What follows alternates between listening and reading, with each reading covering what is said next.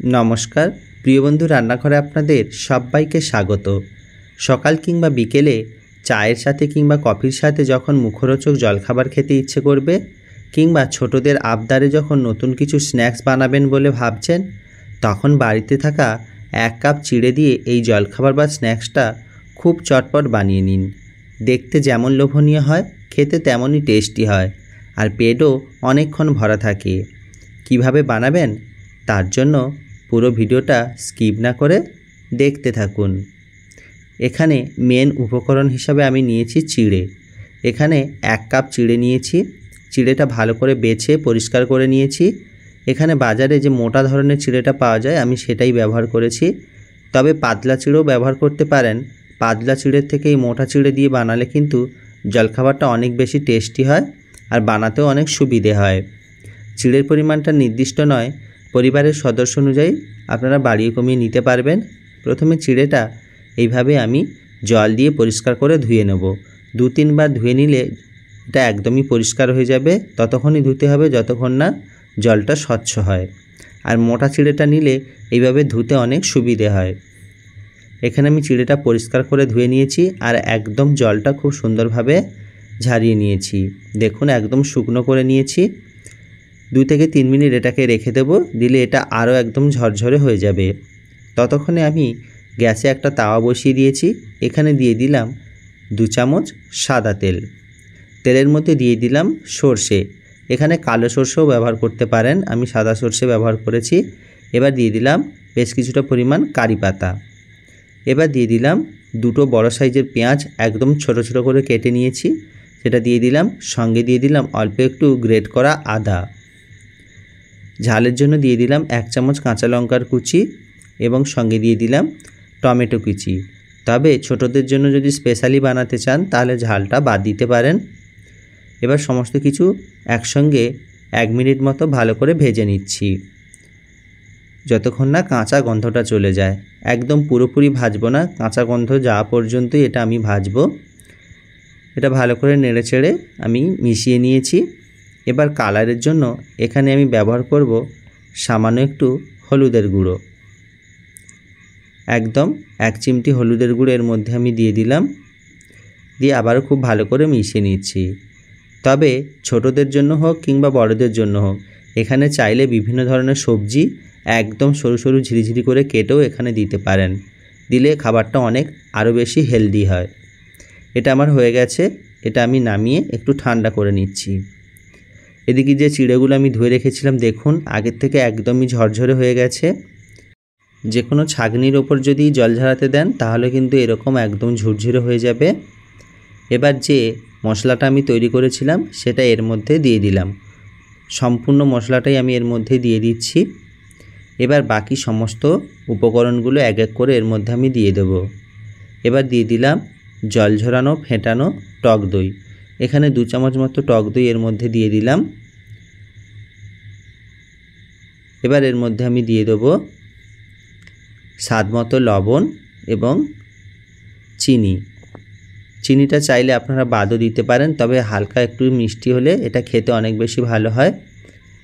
এবার এর মধ্যে দিয়ে দিলাম 1/2 চামচ ভাজা জিরের গুঁড়ো এবং এর মধ্যে দিয়ে দিলাম ম্যাগি মশলা।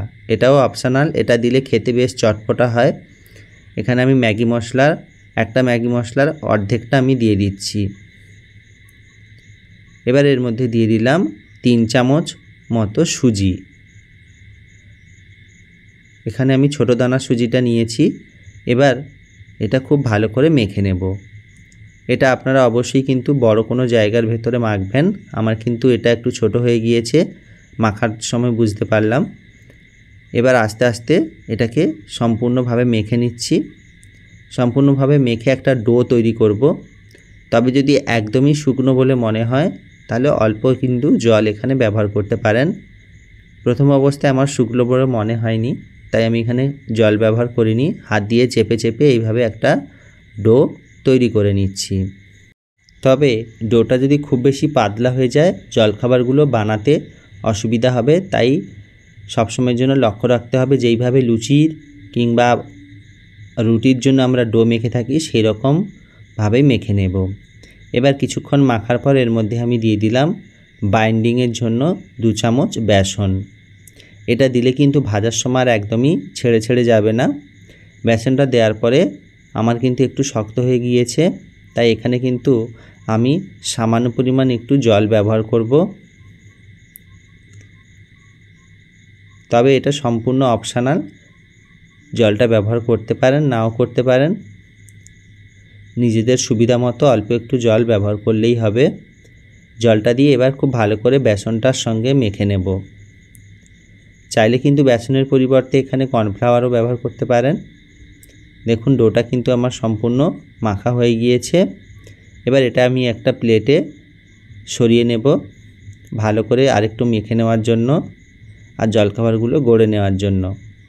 প্লেটের মধ্যে নিয়ে এটাকে আরেকটু মসৃণ করে মেখে নিচ্ছি। যদি হাতে আটকে যায় চাইলে কিন্তু অল্প একটু তেলও ব্যবহার করতে পারেন। এখানে আমার ডোটা একদমই প্রস্তুত হয়ে গেছে। এবার এখান থেকে আমি জলখাবারগুলো এক এক করে তৈরি করে নেব। শেপটা আপনারা নিজেদের মতো দিতে পারেন। এখানে আমি গোল গোল করে শেপ দিয়েছি, চাইলে কেউ লম্বাও করতে পারেন। এইভাবে ছোট ছোট করে গোল গোল করে চ্যাপ্টা করে নিলাম। বিভিন্ন ধরনের কালারফুল সবজি ব্যবহার করলে কিন্তু এটা দেখতে অনেক সুন্দর হয়। এখনও পর্যন্ত যে সমস্ত বন্ধুরা আমার ভিডিওটা দেখছো, যদি তোমাদের ভিডিওটা ভালো লেগে থাকে বন্ধুরা অবশ্যই লাইক কমেন্ট শেয়ার করো, আর নতুন নতুন ভিডিও পেতে চ্যানেলটা অবশ্যই সাবস্ক্রাইব করে দিও। এইভাবে সমস্ত জলখাবারগুলো আমি তৈরি করে নিয়েছি। এবার একটি তাওয়ায় আমি অল্প একটু তেল খুব ভালো করে গরম করে নিয়েছি। তবে তেলটা খুব বেশি হাই হিটে গরম করিনি, তাহলে কিন্তু জলখাবারগুলো খুব সহজেই পুড়ে যাবে। চাইলে আপনার ডিপ ফ্রাই নাও করতে পারেন, অল্প অল্প তেল দিয়েও এটাকে একটু ভেজে নিতে পারেন। সমস্ত জলখাবারগুলো আমি দিয়ে দিলাম। তবে বাইরে থেকে বিভিন্ন ধরনের ভাজা স্ন্যাক্স আইটেম না কিনে বাড়িতে এরকম মুখরোচক স্ন্যাক্স আইটেম বানিয়ে খেলে কিন্তু শরীরের পক্ষে অনেকটাই স্বাস্থ্যকর। এবার এগুলোকে আমি আস্তে আস্তে করে উল্টে দেব। গ্যাসের ফ্লেমটা লো থেকে মিডিয়ামে রেখে এগুলোকে ভাজতে হবে, নাহলে ওপর থেকে খুব সহজে এগুলো পুড়ে যাবে আর ভেতর থেকে খাস্তা হবে না। এইভাবে এক এক করে সব আমি উল্টে নিচ্ছি। উল্টানোর সুবিধার্থে আমি এরকম একটা ছোট চামচ ব্যবহার করেছি, নাহলে প্রথম অবস্থায় নরম থাকে, এগুলো ভেঙে যেতে পারে। এভাবে ধীরে ধীরে উল্টে পাল্টে দেখুন লাল করে ভেজে নিচ্ছি। কালারটা অনেকটাই গোল্ডেন ব্রাউন হয়ে গিয়েছে, আর একটু লাল করে এটাকে ভেজে নেব। আর উপরটা খুবই খাস্তা হয় সুজি ব্যবহার করার জন্য। দেখুন আমার কিন্তু এখানে স্ন্যাক্সগুলো একদমই প্রস্তুত হয়ে গেছে। নামিয়ে গরম গরম বিভিন্ন ধরনের সসের সঙ্গে পরিবেশন করতে পারেন, নাহলে এমনিও খাওয়া যায় চা বা কফির সাথে। ভালো করে তেল ঝারিয়ে এগুলোকে আমি তুলে নিচ্ছি।